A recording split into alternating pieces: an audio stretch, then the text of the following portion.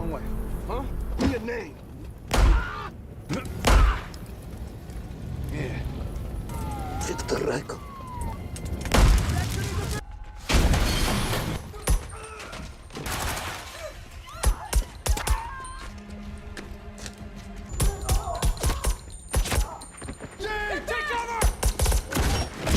This isn't a safe house. It's a Russian arms depot.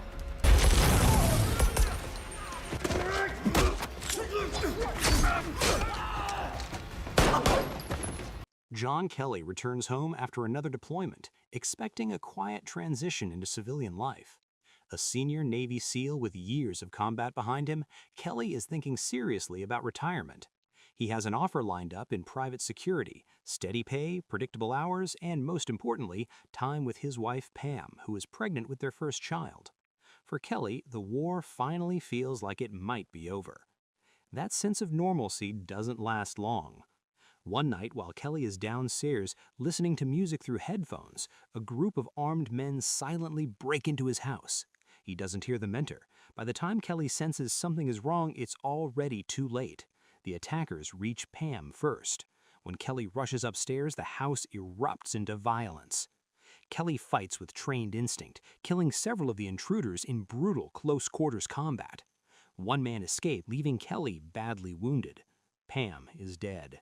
Kelly collapses from blood loss and is rushed to the hospital, barely alive. As Kelly recovers, it becomes clear that the attack wasn't random. Across the country, members of Kelly's former SEAL team are being killed in what look like unrelated incidents. Kelly realizes these were coordinated assassinations, not crimes of opportunity. In Washington, Kelly's former teammate and commanding officer, Karen Greer, meets with CIA officer Robert Ritter and Secretary of Defense Thomas Clay. Ritter pushes a narrative that the murders may be criminal retaliation or unrelated violence. Greer refuses to accept that explanation. She insists the killings are connected to their last overseas mission. Kelly regains consciousness and confirms Greer's suspicions. The attackers in his home were professionals. One of the men found dead was not killed by Kelly, meaning someone else escaped. Kelly demands answers, but Greer is ordered to stay silent. As Kelly undergoes intense physical rehabilitation, the larger picture slowly emerges. The assassinations are retaliation for a classified mission carried out months earlier in Syria. That mission took place in Aleppo. Kelly and his SEAL team were sent to extract a CIA operative believed to be held by a pro-Assad paramilitary group. Ritter was the CIA officer coordinating the operation and assured the team that target location was secure. Inside the building, the situation unraveled quickly.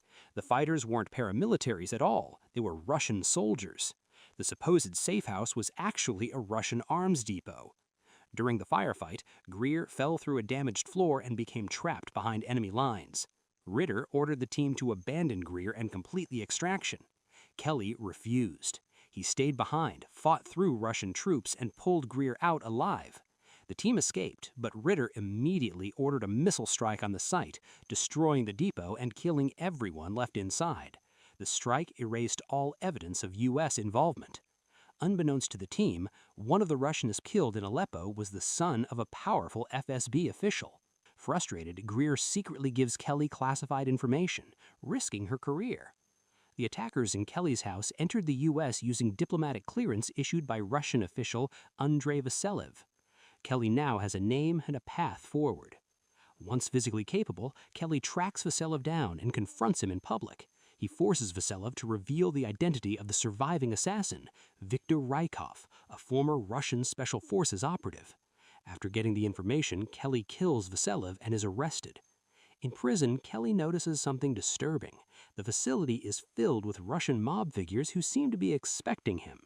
Kelly tells Greer this proves the conspiracy runs deeper than revenge. He reveals that Rykov is hiding in Murmansk, Russia, and that the CIA once believed Rykov was dead.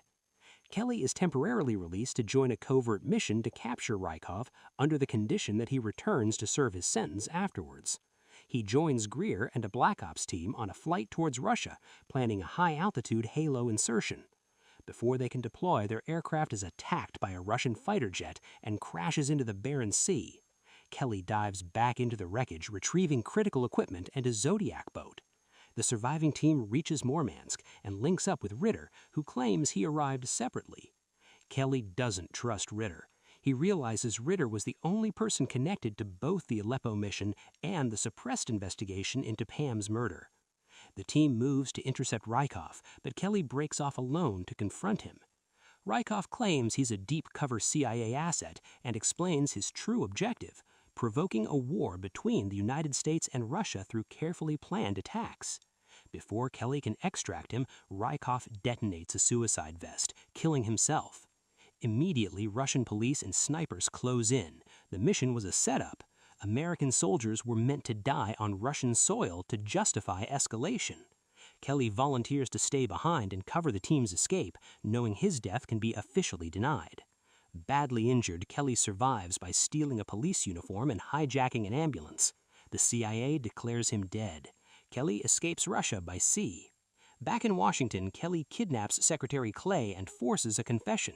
Clay admits he orchestrated the intel leaks to provoke war, believing conflict would strengthen the U.S. economy and unify the country.